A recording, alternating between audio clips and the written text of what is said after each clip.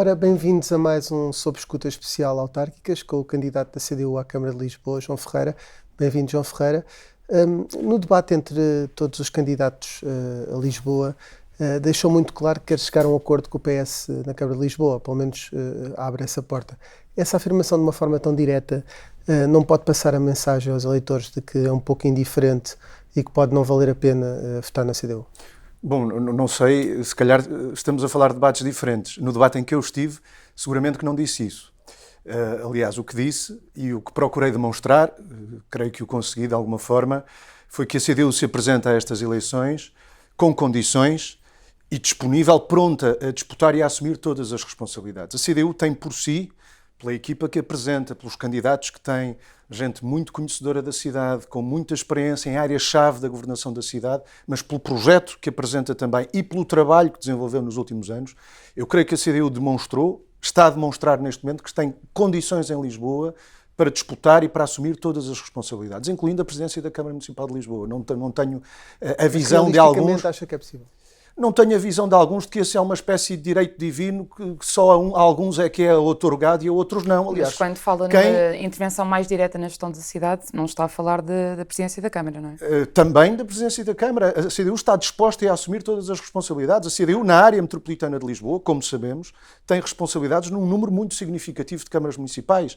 Isso não acontece por acaso, acontece porque existe o reconhecimento de muita gente, mesmo de gente que tradicionalmente noutras eleições não vota na CDU, mas que reconhece no trabalho autárquico da CDU características distintivas face a outras forças e características suficientemente distintivas para pessoas que não votam na CDU noutras eleições, nestas eleições darem o seu voto à CDU.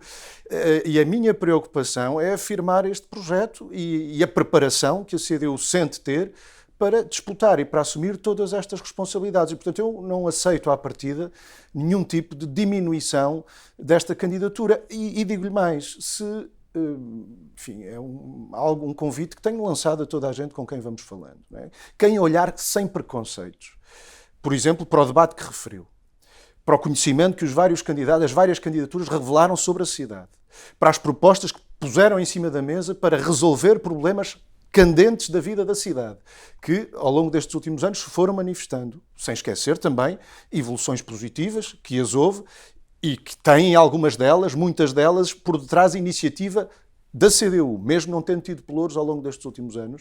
Eu creio que quem o fizer, olhar para isto sem preconceitos, será forçado a chegar à conclusão, pelo menos, de que não temos nestas eleições apenas 2 candidatos a Presidente de Câmara. Claro, não é uma questão de diminuição, obviamente é uma questão de sondagens, de previsibilidade, até de alguma previsão estratégica que normalmente o PCP, neste caso aqui em coligação é a CDU, mas que o PCP costuma ter. Realisticamente admite que pode não ganhar e por isso é que também... Isso é diferente. Nós estamos prontos, preparados, disponíveis para disputar e assumir todas as responsabilidades.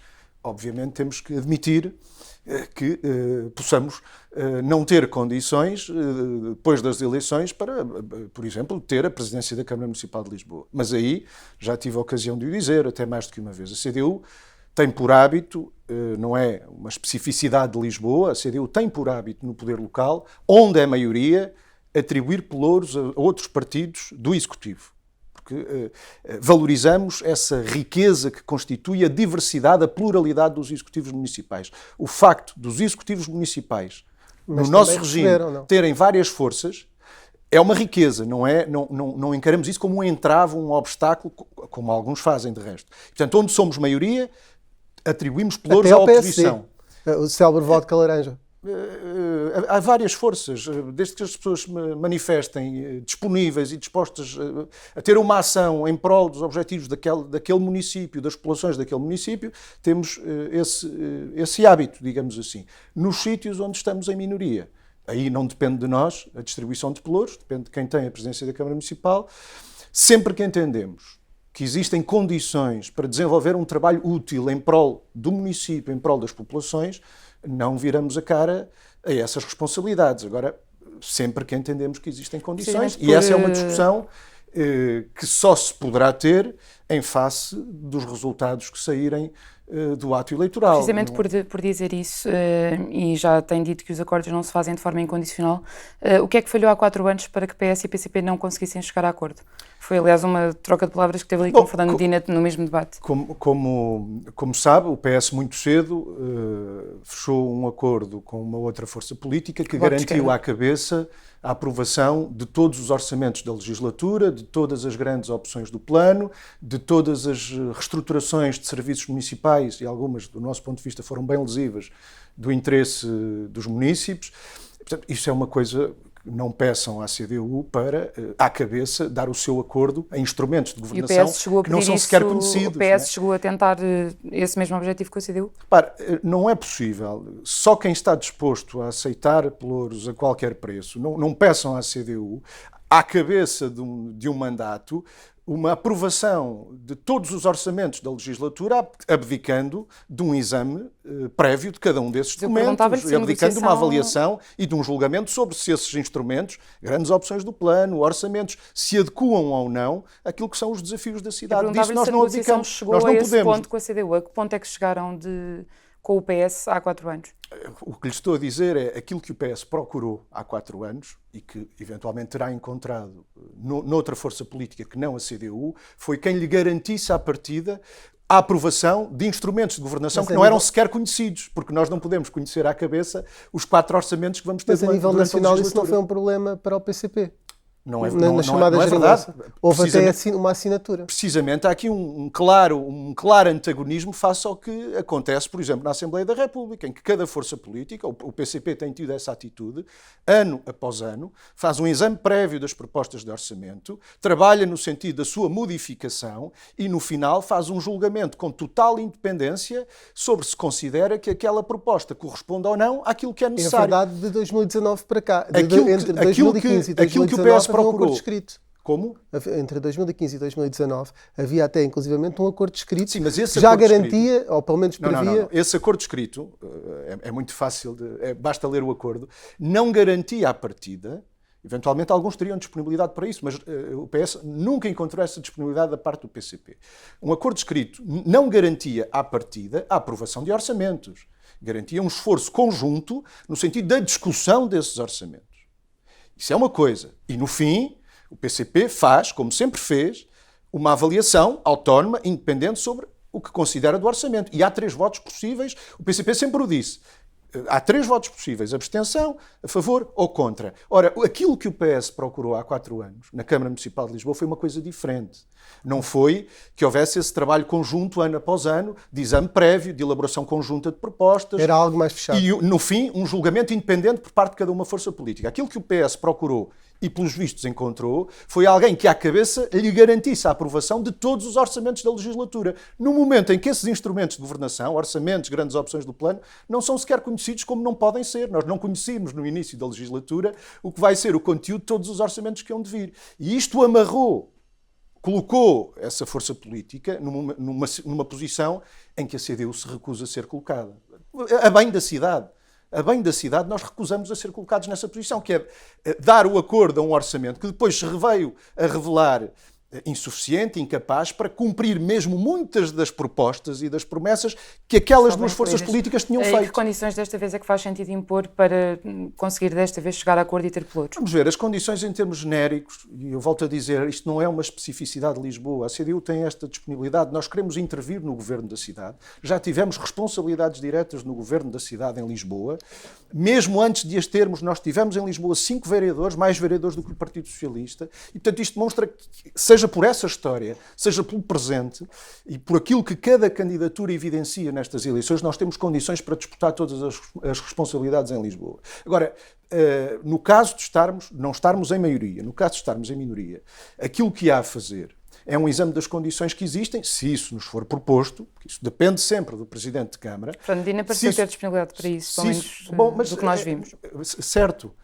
Não sei, veremos na altura. Vamos ver na altura, eu acho que depende da força com que cada candidatura sai das eleições. Evidentemente compreenderão que não é indiferente essa discussão ter-se em condições em que a CDU está reforçada, tem mais força no Executivo, tem mais vereadores, ou ou em condições em que isso não aconteça. A força que a CDU tiver depois das eleições vai contar muito para definir as condições em que essa discussão vai ter lugar. O que é que nos pode fazer decidir? É aquilo que nos faz sempre decidir. Ponto número 1, temos de ter condições, meios, recursos ao nosso dispor para desenvolver um trabalho compatível com aquilo que nós propusemos às pessoas e com aquilo que nós achamos que é necessário fazer. Ponto número 2, não abdicamos nunca, podendo ter responsabilidades em áreas específicas da governação, nós não podemos abdicar nunca de ter uma autonomia e uma independência de julgamento sobre tudo o resto. E tudo o resto inclui orçamentos, inclui grandes opções do plano, toda a disponibilidade para discutir, toda a disponibilidade para chegar a soluções em prol da cidade e de quem nela vive e trabalha, nenhuma disponibilidade para, como o PS procurou há 4 anos, passar um cheque... Exatamente. Não dá cheques em branco, é exatamente ao nível nacional. O que lhe pergunto é... Acho que ninguém esperaria isso da CDU. Nessas áreas específicas, portanto, há algum pelouro ou pelouros que a CDU gostasse e achasse que podia dar um contributo maior à cidade? Não, alguns, eu percebi que nestas eleições nós tivemos uma originalidade que foi alguns que pretenderam começar a distribuir pelouros antes das eleições. Está a referir-se ao livro que supostamente já tem o pelouro da cultura e é Inês Lobo que já está todos vimos na direcionada comunicação social que para uma determinada força política os pelouros já estão distribuídos. Vamos ver. Eu acho que até por uma questão Mas de no programa da respeito para com o CDU fala de uma eleitorado. reformulação do pelouro da cultura, precisamente. Sim, não só, mas o fundador do livro, Rui Tavares, teria condições para prosseguir essa reformulação? Reconhece-lhe isso? Quer dizer, a reformulação que nós propomos, evidentemente, não espero que outra força venha fazer, que não a CDU. É um pelouro que a CDU gostava de ter, ou que seria útil ter? Referiu a cultura, poderia ter referido a habitação, poderia ter referido os transportes e mobilidade, poderia ter referido o ambiente e espaços verdes, a estrutura verde da cidade, poderia ter referido o desporto, poderia ter referido o associativismo, a juventude, poderia ter referido o espaço público, poderia ter referido um pelouro que é crucial em Lisboa, que é do urbanismo. De ganhar, não é? Não, há algum que priorize? O que lhe quero dizer é que em todas estas áreas a CDU tem propostas que revelam conhecimento da cidade e vontade e intenção de intervir sobre os problemas que a cidade tem nestas várias áreas. Portanto, eu não destaco uma área em favor de outras, porque em todas estas áreas nós estamos com vontade de intervir e com toda a disponibilidade para confrontar visões com outras forças. Eu creio que isso é necessário. Em 2017, se recorda, Fernando Medina, quando chegou a acordo com o Bloco de Esquerda e não com a CDU, disse algo do género como a CDU desiludiu os eleitores que votaram na CDU. Agora, ao mostrar disponibilidade para voltar a sentar-se à mesa com Fernando Medina, não lhe está a dar razão?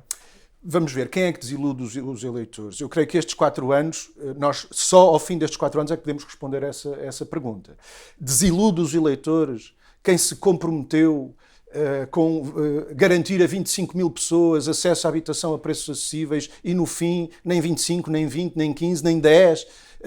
Desilude os eleitores ou desilude os eleitores quem, como a CDU, apesar de não ter tido responsabilidades diretas com nenhum pelouro atribuído, foi por nossa iniciativa que Lisboa passou a ter desde 2018 um programa de arrendamento a custos acessíveis, porque o propusemos e porque a Câmara o aprovou. Quem é que desiludiu os eleitores? Nós gostaríamos que esse programa tivesse mais desenvolvido.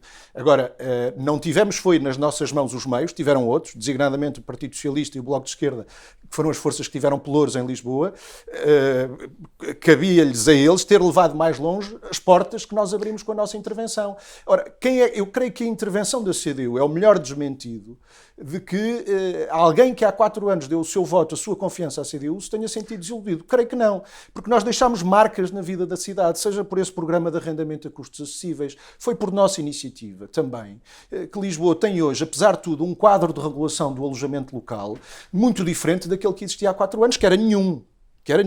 E, portanto, se em algumas freguesias foi possível conter a progressão do alojamento local, garantindo um maior equilíbrio, uma melhor compatibilização com outras funções da vida na cidade, como é o caso da habitação, isso deve-se à intervenção da CDU. Se nós temos hoje em Lisboa, em áreas da cultura que referiu há pouco, por exemplo, um Festival Internacional de Literatura, talvez aquilo que de mais significativo aconteceu em Lisboa nestes últimos 4 anos, uma das coisas mais significativas, muito limitada ainda pela pandemia, não pôde ter a expressão toda que nós esperamos que esse evento venha a ter, foi uma proposta da CDU. Já lá iremos falar do PAC, até porque queria perceber um bocadinho melhor qual é aí o papel da CDU e também qual foi o papel de Fernando Medina com o programa Renda Acessível. Mas antes disso, admite que o Bloco de Esquerda está em melhores condições para ter esse acordo com Fernando Medina. Ao longo do programa da CDU repetem várias vezes a governação PS-Bloco, como uma coisa até má, não é? Como uma coisa negativa. O Bloco está melhor posicionado do que a CDU. Isso cada um sabe de si. Aquilo que nós podemos fazer é um julgamento objetivo sobre o que foram estes anos de governação. É fácil pegar no que foram o acordo de governação entre o PS e o Bloco de Esquerda para a cidade. Ele está disponível, qualquer pessoa pode fazer este exame, olhar para aqueles pontos e ver o que dali foi cumprido e o que não foi cumprido. Constatar que uma grande parte daquele acordo, talvez a maioria, não teve cumprimento. Constatar que não foi propriamente por falta de recursos que isso não aconteceu. Então, o acordo, na sua opinião, serviu para quê? O Bloco de Esquerda foi uma espécie de muleta do PS na Câmara de Lisboa? Eu creio que o potencial que se abriu com a perda de maioria absoluta por parte do PS, acho que foi um desenvolvimento positivo, porque permitiu a todas as forças da oposição em geral, isto não aconteceu só connosco, aconteceu com as outras forças mesmo, também as outras que não tiveram pelouros, permitiu um potencial de intervenção e de influência na governação da cidade, que eu creio que trouxe benefícios para a cidade. Agora, esse potencial foi, em parte, comprometido, ou se quiser, largamente comprometido, sim, por um acordo que, à cabeça, garantia ao PS o à vontade de ter todos os orçamentos aprovados, todos os grandes instrumentos de gestão. Um cheque em branco ao PS. Bom, é constatar aquilo que foram estes 4 anos. É constatar o que desse acordo de governo não foi cumprido, inclusive em áreas de responsabilidade, quer do PS, quer também do Bloco de Esquerda, não foi só nesta ou naquela área, foram vários pontos em várias áreas que não tiveram desenvolvimento, ou que não foram concretizados, ou que nem sequer foram postos em prática, e depois olhar também, confrontar isso com os recursos que esta maioria teve ao seu dispor, porque nós estamos a falar de uma Câmara que teve permanentemente ao seu dispor orçamentos que mesmo a Câmara Municipal de Lisboa nunca conheceu no passado. Nós tivemos sistematicamente orçamentos no universo da Câmara e das empresas municipais acima dos 1.000 milhões de euros, 1.300 milhões de euros à volta disso. Medina diria que houve uma pandemia pelo meio, por exemplo, a comprometer alguns projetos. E é verdade, mas também sabemos que a pandemia não afetou todas as áreas da cidade. E também sabemos que, se olharmos, é muito fácil, olhemos então para os anos anteriores à pandemia, foi 2020 e 2021. O mandato iniciou-se em 2017. E olhamos para 2018 e 2019 e constatamos taxas de execução, por exemplo, do orçamento da Câmara Municipal, sofríveis, para dizer o mínimo. Não é? Portanto, a pandemia, sim, afetou todo um conjunto importante de áreas da cidade.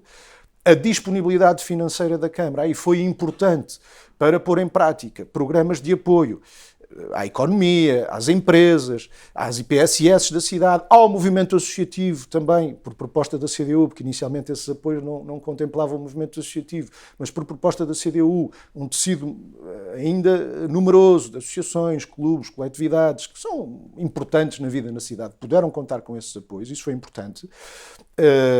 Aquilo que não se gastou numas áreas gastou-se aí e acho que isso não houve um consenso muito amplo na Câmara de todas as forças sobre a necessidade de o fazer e, portanto, não creio que essa intervenção em socorro da economia, das pessoas, possa ser propriamente disputada por uma ou por outra força política. Ela resultou de um consenso muito largo na Câmara Municipal, mas depois, se olharmos para áreas da vida da cidade que não pararam mesmo com a pandemia, as obras, por exemplo, não pararam. Não é?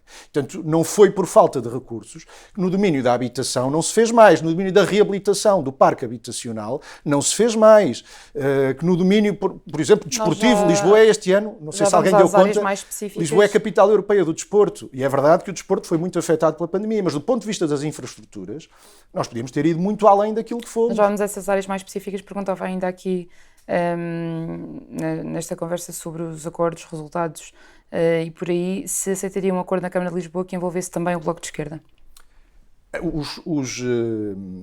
Os pressupostos que nós temos em conta na hora de decidir, no caso disso ser proposto por um presidente e no caso da CDU não ter maioria, os pressupostos que estão na base dessa decisão são os mesmos e são aqueles que referi. Portanto, eu não referi se estavam lá outros ou não estavam lá outros. É se nós temos meios para desenvolver um trabalho compatível com as exigências que a cidade coloca, se temos esses meios ao nosso dispor e se mantemos em todas as áreas de governação da cidade uma independência de juízo, de avaliação e de atuação que não nos transforma em bengala de ninguém. Agora, cada um sabe de si. Isto é a postura, é a posição que a CDU assume em todo o lado onde disputa eleições, não é uma originalidade de Lisboa. Quando fala nas condições que quer ter e na força que quer ter até para fazer essas negociações, neste momento, aliás, a CDU tem 2 vereadores, o Bloco de Esquerda tem... Exatamente, o Bloco de Esquerda tem 1.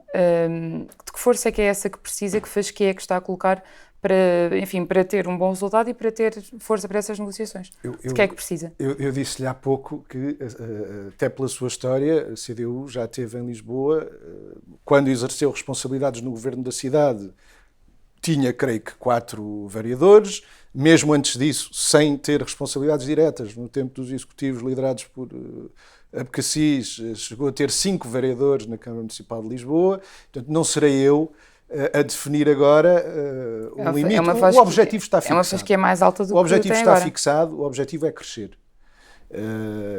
Nós tivemos, há 4 anos, tivemos o 2º vereador, foi o último vereador a ser eleito, dos 17, e o nosso objetivo é consolidar posições. Já houve um tempo também que só tivemos um vereador na Câmara Municipal, nós conseguimos crescer para 2. O nosso objetivo é agora consolidar e crescer. Agora quer chegar ao terceiro, é isso? Não me vou fixar em torno de um objetivo numérico. Nós queremos reforçar a nossa presença porque estamos certos de que esse reforço é um dado que pode pesar nas decisões que se vão tomar sobre o futuro da cidade. E ficar à frente do Bloco de Esquerda é um objetivo? Ou a CDU não olha para os outros? Quer dizer, nunca ninguém nos viu fixar objetivos desse tipo. E não é por acaso, é porque de facto não olhamos para as coisas dessa maneira. Porque as sondagens aí são um bocadinho contraditórias, não é? Há umas que dão a CDU à frente, há outras que dão o Bloco de Esquerda à frente. Apenas. E o Bloco de Esquerda também Houve está uma apenas atento... que não deu a CDU à frente. E o Bloco de Esquerda também está atento a isso para ver quem é que está em melhores condições depois de ter força para negociar com o Fernando Medina. Não passam por aí os nossos objetivos, nunca passaram e, portanto, não seria agora que iriam passar, não é? por essa espécie de campeonato. A habitação, passando agora aqui um pouco para mais temas da cidade, como a habitação, etc. A habitação acessível é reconhecidamente um dos maiores problemas da cidade. Fernando Medina já o assumiu como um objetivo e até na coligação de esquerda com o Bloco de Esquerda falhou várias metas. Já disse aqui que mesmo antes da pandemia não estava com uma boa execução, o programa Renda Acessível e outros. E a pandemia, desse ponto de vista, não afetou, porque ela não afetou a construção, não é? Não afetou, mas afetaram outros fatores, como o Tribunal de Contas, etc. Enfim, podíamos... Mas isso tem a ver com outras coisas, não propriamente com a pandemia, mas com o modelo que foi escolhido por Fernando Medina. E assim, então a CDU não concorda de certeza, porque era a entrada dos privados, e aí a CDU não concorda. Mas porquê é que com a CDU no Executivo o desfecho há de ser diferente? Vamos ver, o programa que nós propusemos, o programa de arrendamento a custos acessíveis, é um programa com 3 vertentes. E nisso ele se distingue de outros, e nomeadamente o programa Renda Acessível, que tinha sido proposto por Fernando Medina. Tem uma primeira vertente em que faz algo que hoje parece ser relativamente consensual, mas em 2018, ou até 2018, quando nós propusemos isto e a Câmara se pronunciou, não era propriamente consensual. A Câmara é o maior proprietário da cidade, tem património imobiliário disperso por todas as 24 freguesias de Lisboa. Muito dele, a sua maioria degradado, a carecer de reabilitação, em alguns casos profunda, fogos devolutos. O princípio é de que a Câmara deve pegar neste património e reabilitá-lo e colocá-lo numa bolsa de fogos para habitação a custos acessíveis, para arrendamento a custos acessíveis. Até 2017, 2018, a Câmara não tinha propriamente uma estratégia de gestão desse património. Muito dele foi sendo alienado, vendido em condições que nós julgamos que não acautelaram devidamente o interesse público, porque o programa Reabilita Primeiro, Paga Depois, por exemplo, encaminhou muito desse património para atividades do tipo de alojamento local, hostéis, que em lugar de favorecerem o acesso à habitação, acabaram por acentuar uma dinâmica especulativa que põe em causa o direito à habitação. Pronto, e a primeira vertente desse programa entrado no mercado especulativo. Como? A Câmara tivesse entrado no mercado especulativo e ter pedido mais por essas habitações ou simplesmente disponibilizá-las? A Câmara disponibilizou-as em condições muito favoráveis para quem quisesse pegar nessas casas. O programa chamava-se o Reabilita Primeiro, Paga Depois, mas não, ou seja, as pessoas podiam ficar com os imóveis pagando depois da reabilitação, mas o programa não condicionava os usos futuros desses imóveis. E nós precisamos, em Lisboa, de aproveitar aquilo que é património público municipal a favor daquela que é a necessidade maior neste momento, que é a habitação a custos acessíveis.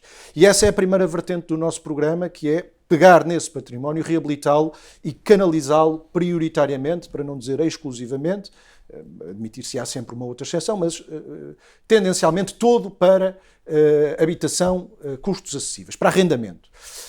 Isso não chega, ou seja, o problema da habitação tem uma dimensão tal, nós estamos a falar de alguns poucos milhares de fogos, por si só não é suficiente. E, portanto, o programa tem uma outra vertente que prevê que em terrenos com aptidão construtiva, ainda existem alguns em Lisboa, a Câmara é detentora de alguns deles, a Câmara pode levar a cabo, lançar os projetos de construção nova para edifícios com fogos para arrendamento a custos acessíveis. Qual é aqui a diferença que existe em relação ao programa de Fernando Medina?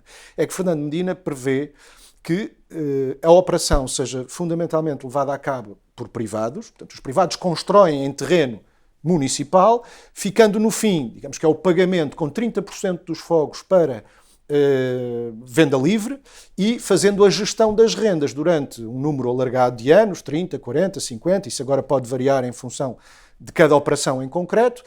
O privado recebe as rendas, cuidando de que sejam rendas com valores mais baixos do que os preços de mercado. Porque é que nós achamos que a nossa proposta é melhor que isto? No fundo, a nossa proposta prevê que a Câmara lance por sua iniciativa quer a construção, quer depois o arrendamento. Neste momento, nós estamos num momento em que simultaneamente temos grandes necessidades de habitação a custos acessíveis e em que a Câmara tem recursos disponíveis para investir nessa frente. Seja os recursos que lhe vêm do seu orçamento, seja aquilo que previsivelmente nós poderemos vir a mobilizar noutras frentes, designadamente fundos europeus, seja fundos estruturais, seja o Plano de Recuperação e Resiliência. E, portanto, se a Câmara tem, neste momento, recursos, é preferível ela própria lançar a operação que lhe permite que aqueles 30% que iriam para o mercado livre sejam afetados também à renda acessível. E, portanto, nós conseguimos... E como é que paga isso? Com o que já lhe disse, com recursos de que a Câmara dispõe e com os meios que temos ao nosso dispor neste momento, seja o Plano de Recuperação e Resiliência, seja e chega para ter a mesma abrangência? Nas duas dimensões que, por exemplo, o Plano de Recuperação e Resiliência tem, ou seja, subvenções e de empréstimos também. A Câmara tem condições hoje financeiras para aceder a algum tipo dessas linhas de crédito com condições favoráveis que poderá depois, até em função da gestão que vier a fazer desses seus imóveis, porque a Câmara vai receber as rendas, na nossa formulação será a Câmara a receber as rendas e não o privado, e portanto a Câmara também vai ter receitas por essa via e poderá ir fazendo ao longo do tempo a gestão desses investimentos. Puxa várias vezes como um louro do PCP, o PACA, não é? Sim, que ainda tem uma outra vertente, deixe-me dizer, porque há pouco referiu a questão dos privados e nós não nos esquecemos dos privados.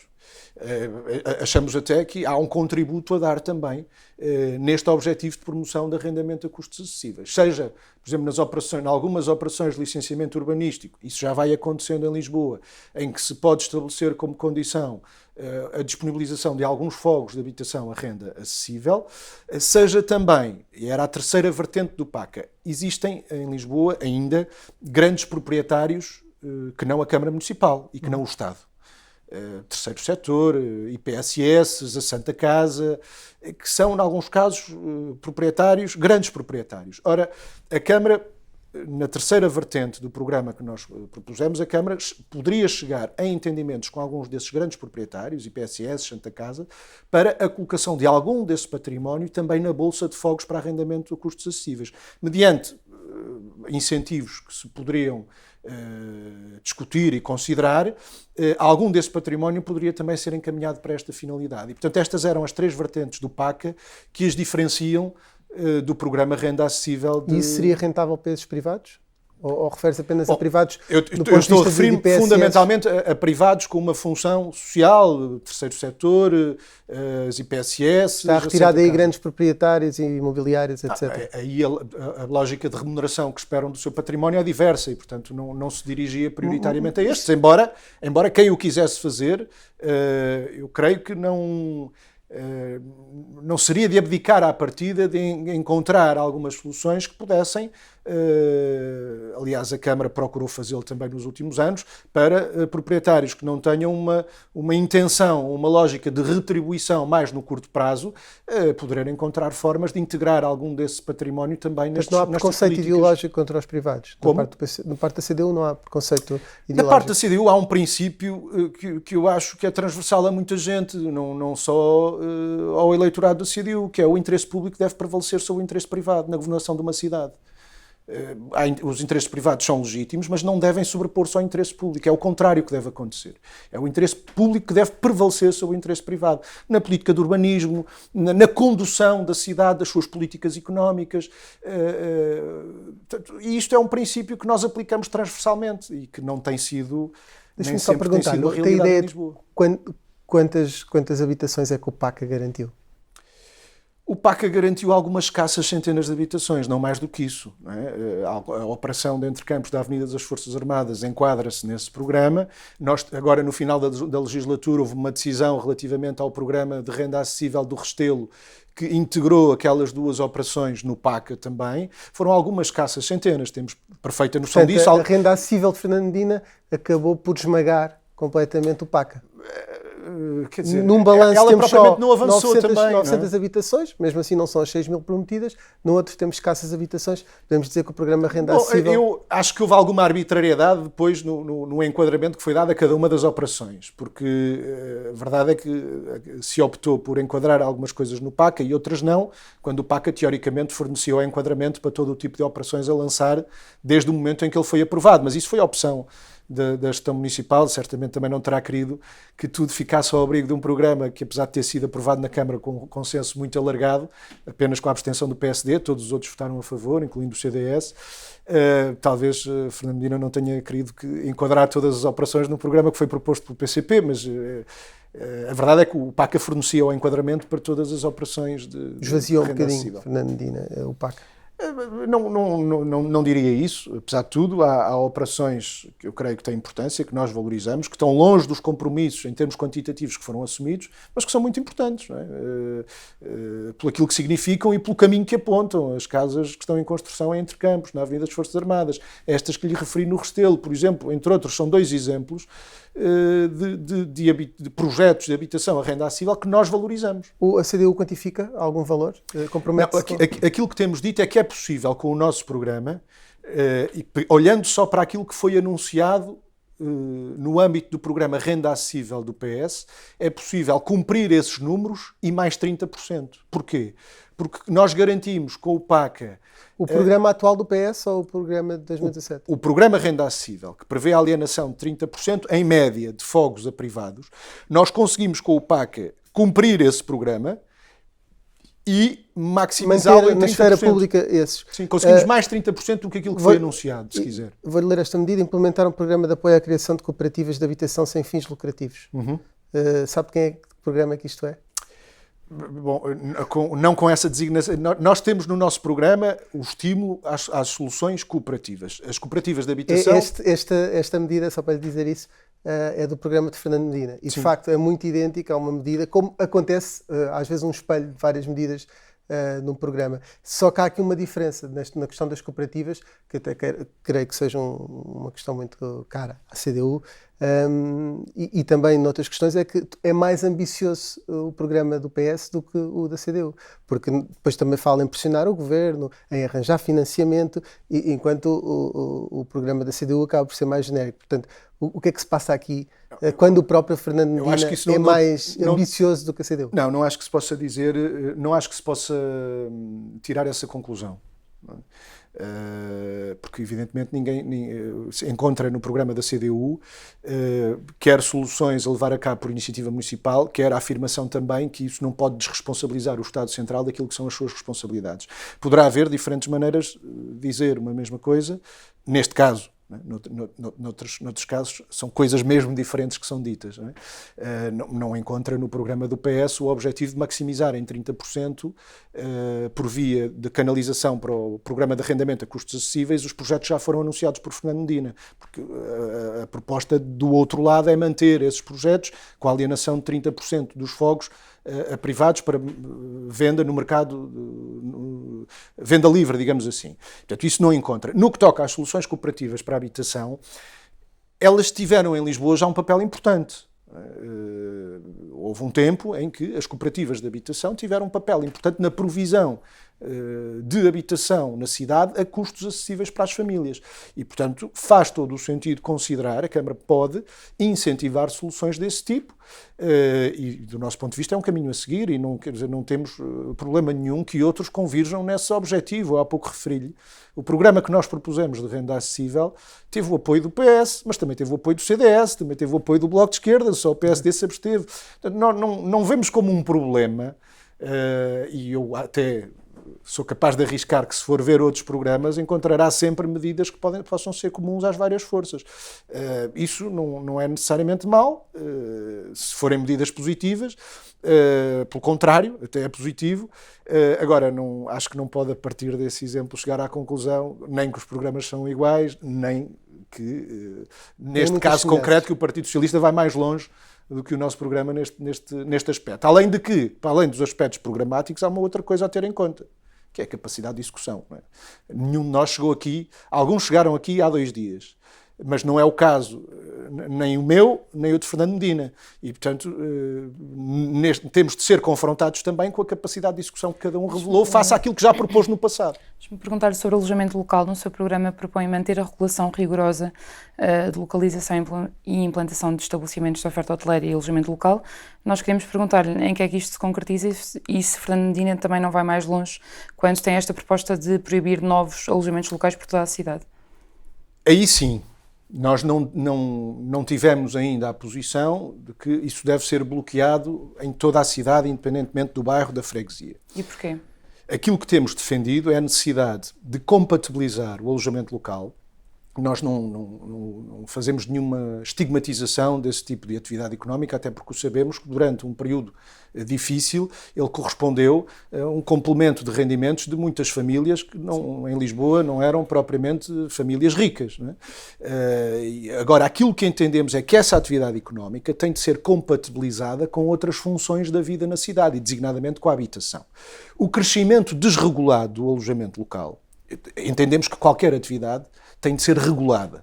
O crescimento desregulado do alojamento local em Lisboa criou problemas e dificuldades nessa compatibilização, designadamente com a habitação. Mas a solução passa por contenção só em zonas específicas? Como é que isso se faz? É essa a abordagem que temos defendido. Ou seja, nós passámos a ter este mandato, um regulamento do alojamento local. Durante muitos anos, aquilo que o Partido Socialista dizia era que é uma atividade que não tem de ser regulada. O próprio mercado deve determinar o crescimento dessa atividade. Qual é o problema? É que esta visão levou aos tais desequilíbrios que se tornaram patentes na cidade. Mas que Fernando Medina quer agora resolver de uma maneira até mais enfática do que a CDU. No regulamento do alojamento local que nós aprovámos nesta legislatura, neste mandato, por exemplo, Fernando Medina queria ser muito mais permissivo nas novas autorizações do que aquilo que nós defendemos. Por exemplo, por vontade de Fernando Medina, tinham sido excluídas das zonas de contenção relativas e absolutas grandes eixos da cidade nos quais o alojamento local podia crescer indefinidamente. Foi por nossa pressão e pelo facto do Partido Socialista não ter maioria absoluta na Câmara Municipal de Lisboa, que nós conseguimos restringir o número de exceções e fazer com que o regulamento cumprisse a sua função de facto, ou seja, em zonas da cidade. A minha pergunta agora é sobre o futuro, não é? Que é sim, agora que já há os desequilíbrios. Em zonas da cidade, onde o alojamento local constitui um problema para o equilíbrio com outras funções, designadamente a habitação, ele deve ser contido. Isso não tem necessariamente de acontecer em toda a cidade. Agora, não se pense que é só por via de regular o alojamento local que nós vamos conseguir essa compatibilização. Porque Fernando Medina, dizendo que quer restringir em toda a cidade como critério, absoluto o alojamento local, nem mais um, nada para o alojamento local, mas depois diz-nos, mas tudo para os hotéis, porque no que toca ao crescimento da oferta hoteleira, a abordagem é diametralmente oposta, ou seja, nenhuma regulação, tantos quantos o mercado queira ainda trazer.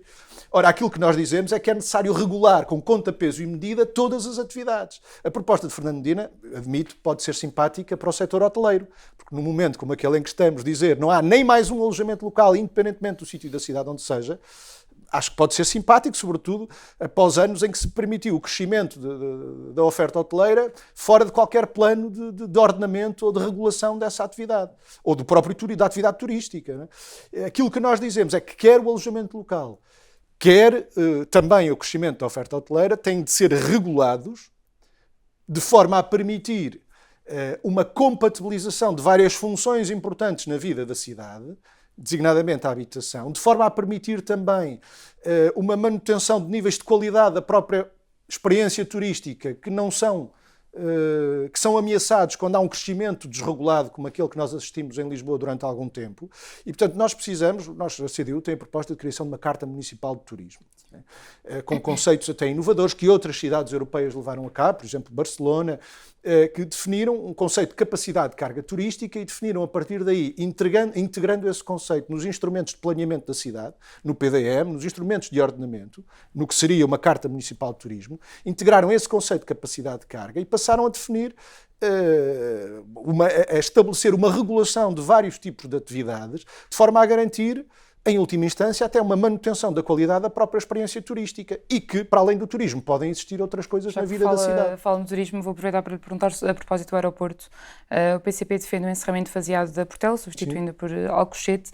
Queríamos perguntar se, por um lado, se significar despedimentos de trabalhadores mantém essa posição e, por outro lado, no seu programa, como propõe o maior e mais bem organizado processo de participação pública já realizado em Lisboa para decidir o que é que se faz aos atuais terrenos, se isto não significa que se vai arrastar para mais tempos indefinidos o novo aeroporto de que se fala há décadas. Não, estamos a falar de coisas diferentes. Uma coisa é a decisão de construção de um novo aeroporto e essa, do nosso ponto de vista, deve ser tomada ao quanto antes, já devia ter sido tomada. Não é? Nós andamos há 50 anos a adiar a construção desse novo aeroporto. Portanto, antes disso não é preciso decidir o que é que acontece agora aos atuais terrenos? Não, uma vez tomada a decisão de iniciar a construção do novo aeroporto, infelizmente ele não aparece no dia seguinte. Não é? Lisboa vai ter de continuar a enfrentar durante algum tempo este pesadíssimo fardo ambiental e em termos de saúde das pessoas e de segurança que se tornou o aeroporto. Infelizmente não nos vamos ver livres deste fardo daqui a pouco tempo. A diferença pode ser entre, apesar de tudo, vermos dentro de não muito tempo, ou ficarmos décadas mais com este fardo aqui, a carregar este fardo na cidade. Aquilo que nós dizemos é que, uma vez tomada a decisão, deve-se iniciar esse processo de discussão sobre o uso desses terrenos, mas são duas coisas diferentes. Vamos ver, por partes. Eu creio que Lisboa, nós temos de encarar a necessidade. Esta é uma questão incontornável da vida na cidade e acho que tem uma enorme falta de visão estratégica sobre o presente e o futuro da cidade quem não enfrenta a necessidade de retirarmos o aeroporto de Lisboa de forma definitiva.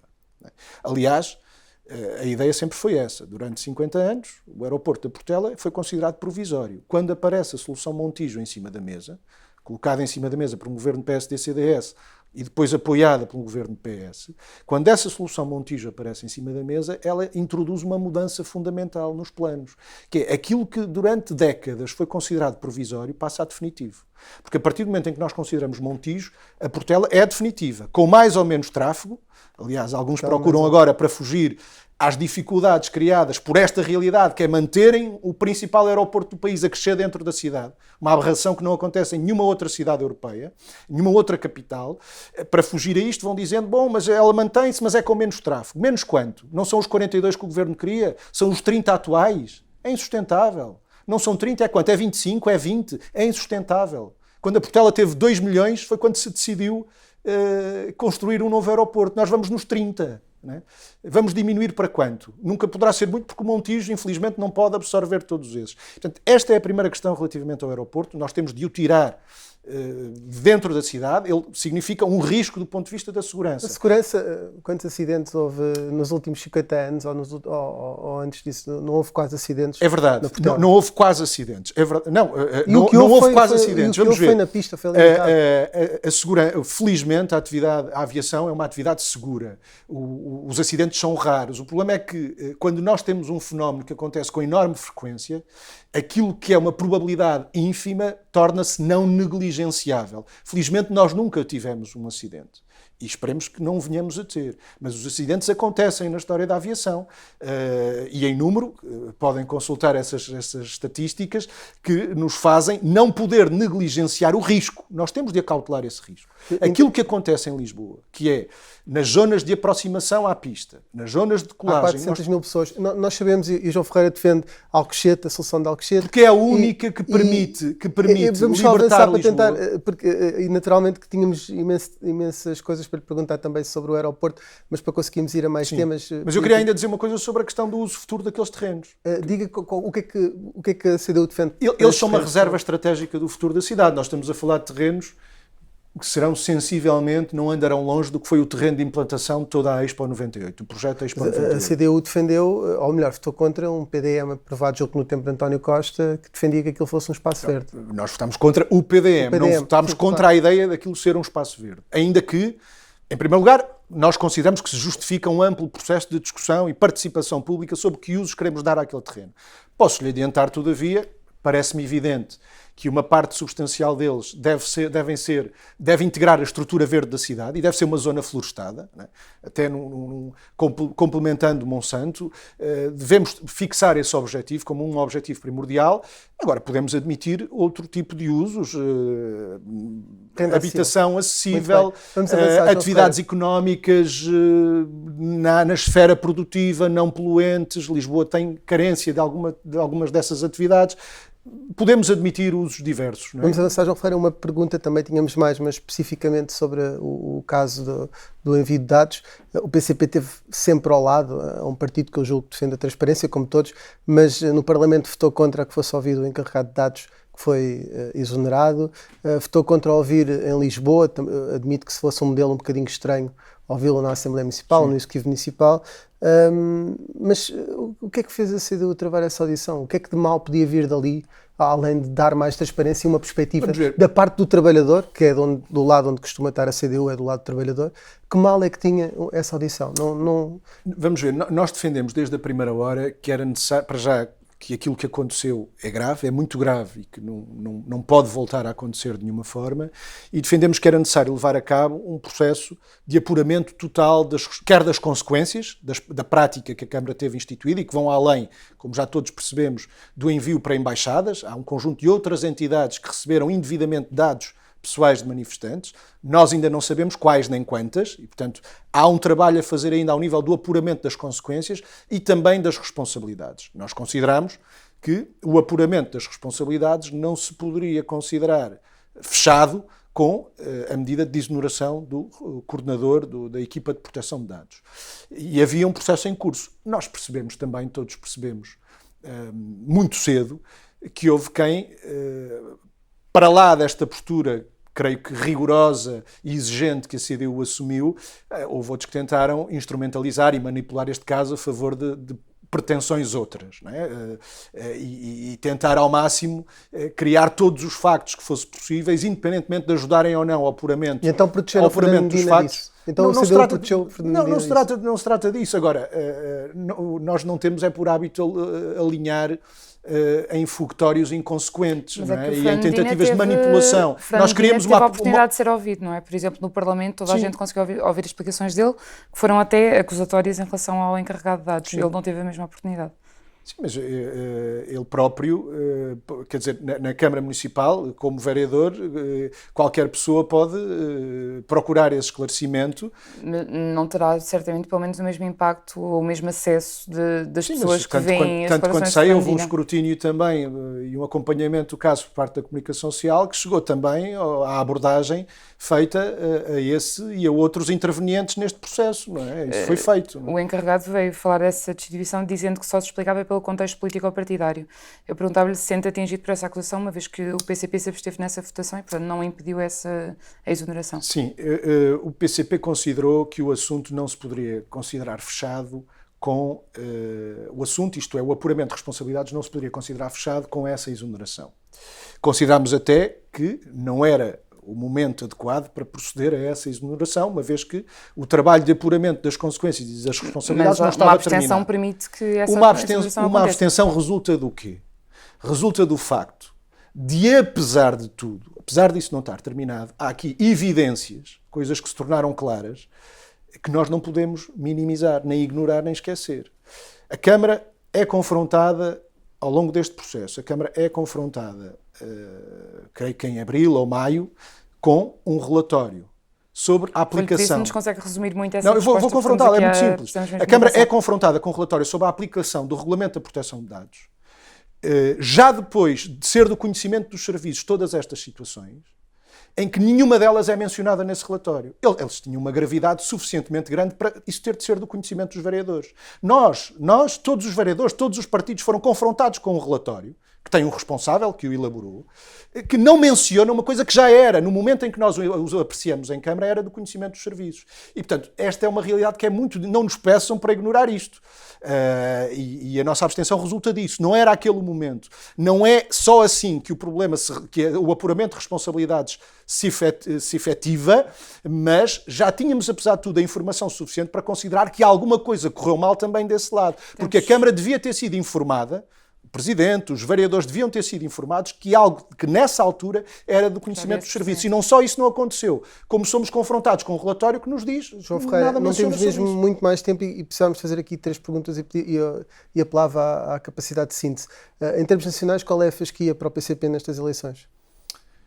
A fasquia é o crescimento e o reforço da CDU.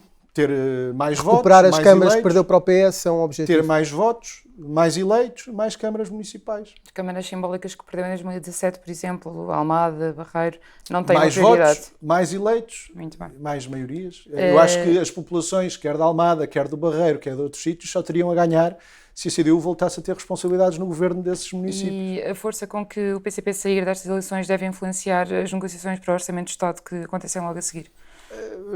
A postura do PCP, por muita especulação que haja sempre acerca disso, a postura do PCP, a posição do PCP é imperturbável por essas especulações e análises e diatribes que vão sendo lançadas a respeito disso. É sempre a mesma. É um procedimento e uma análise sérias, rigorosas do conteúdo do orçamento, propostas para alterar esse conteúdo quando achamos que ele não responde às necessidades do país e, no fim, fazer um julgamento independente, autónomo sobre o valor desse instrumento em face do que são as necessidades do país. E isto determina 3 votos possíveis, são os 3 votos, tanto quanto sei que neste momento são possíveis, e é isto, e não é outra coisa, o resto são especulações e aventuras de comentadores mais ou menos